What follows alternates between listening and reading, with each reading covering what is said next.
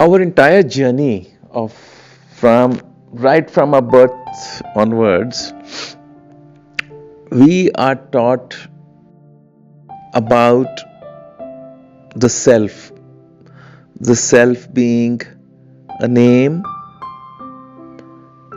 and then a family name, because you draw all your associations from that family name. You belong to a certain family, and therefore the traits, attributes, and all that family possesses and has, they slowly they start coming into you. Okay, and that's the time when ego starts getting planted in you, because you're not aware of these things, but because of being a person in a particular family, having a particular standing, right, having its association with the society and the external world, you start getting identified with it, and that identification over a period grows as an ego on you. And then as you grow up, the society, the parents tell you that you have to become somebody, right? And for that you need to get educated, you need to interact physically, as in sports, you need to do what others do in a school or a university as extracurricular activities, and slowly that starts becoming part of your personality, and your mind starts to observe the society and how everybody acts and reacts, and so you also start to copy that. And it comes in our language, in our expressions, in the way we deal with people. It becomes a part of us, and it almost becomes a reflex that we now don't even think when we say things, right? Because this is how the conditioning has happened as we've grown up, and as how this has been. And the central idea, the central theme that is throughout, is that you have to become someone and you have to be someone, right? And that drives us, whether you have to be a good child, you have to be a good spouse, you have to be a good parent, right? You have to be a good grandparent, right? And you need to have a good home. So it's always about you and your accomplishments, right? First it is about your individual accomplishments, then it is about the accomplishments for your family, right? And then you start taking pride in the accomplishments of your family members, your children, right? And it's always about, either life is always about what you have achieved or what you're doing, and then as an extension, as the trap becomes bigger, it's about what your children are doing, right? And so you're constantly in this whole idea that life is about me and myself, and so that me becomes a limited me, an isolated me, which is selfish in its nature, because it is always looking out for its own interests and for the interest of its family, its immediate family, right?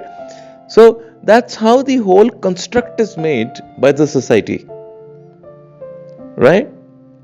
And so therefore, when we come across this idea of love, that this love that we know is actually a touchy, feely love, it's a bodily love, and it's a selfish love.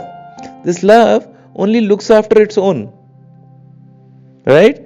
Family and itself. The first thing that we start doing is we actually operate for our own selves. In order to protect ourselves, we will actually sacrifice anything. Then from ourselves it goes to our family, right? And this is where our idea of love, our construct of love is also based, right? That you do it for yourself or you do it for your family members. And so therefore everything that you have achieved in life, you want to share with either the spoils of that with yourself or with your family. So when we come to a point where we are told that pure love is actually selfless love,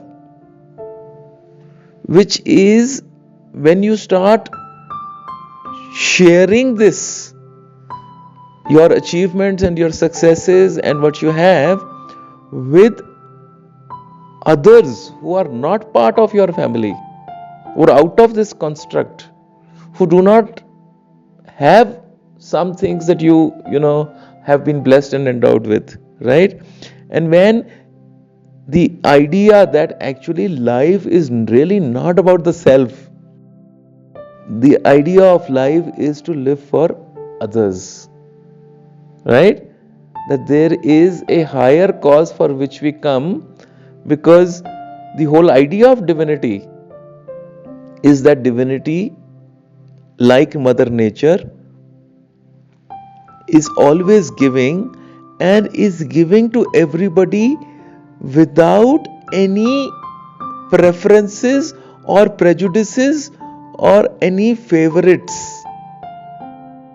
Yeah, it shares equally with all, irrespective of gender, caste, creed, social status. It is available for all, right? And that's the whole idea of saying that God loves all. Because God does not see any differences. God does not see individuals as separate and drawn, because the whole idea of family is an artificial idea. Just because we were born there and we said this is a family, and from beginning we are told this is a family, and therefore we start doing everything for the family. So family becomes our construct.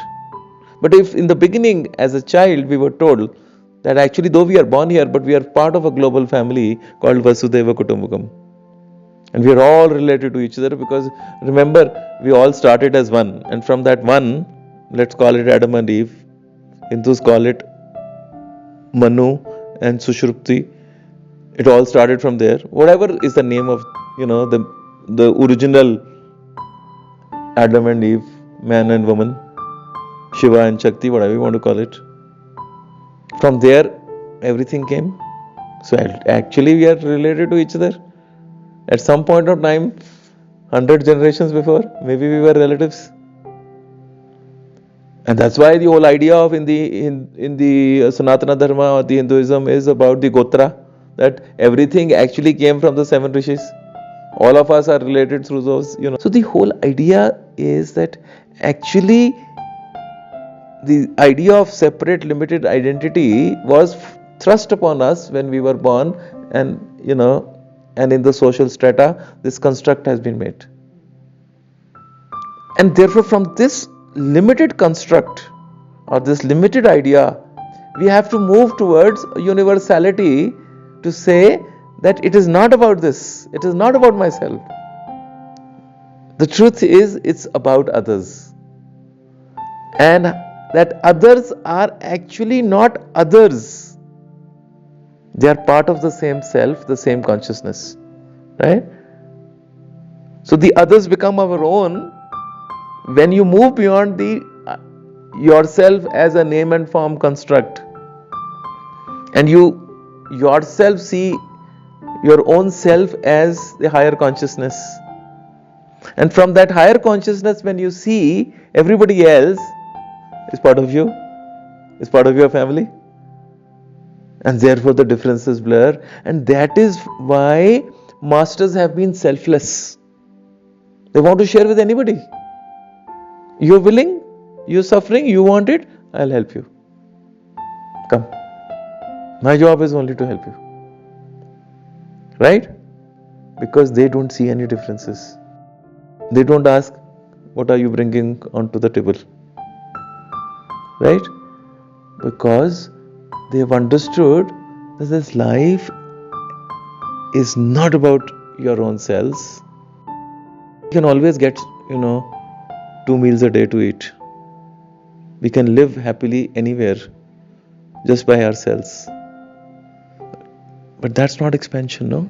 Because love is expansion. Love expansion means it expands to others and it grows. It dissolves the boundaries. It melts individuality. Everybody comes in the crucible and start becoming part of one consciousness. And then you understand why it is about others. So for me, when you all come to me, I know everybody loves me. But my idea is, do you love each other? I force you and push you into uncomfortable situations so that you can learn to, love each other as much. Right? When people are put into to share rooms and be together, and when more and more people come, we get even more squeezed. But when we give for each other, and when we live for each other, when we cook for each other, when we do lovingly things for each other, without thinking, oh, what am I getting? Where is my space? Where is my comfort? Is when we really start to grow. And that's when the whole understanding of what it means to be selfless, what it means to be that life is not about your own self, it's about others. Living for self is the first part of the primitive part of our consciousness, the survival mode. Once having accomplished it, we step into that now there has to be a more meaning. And it's when you leave the safety of this self-construct, this idea of being this limited, selfish, self-serving consciousness to a more expansive consciousness where everybody starts becoming one.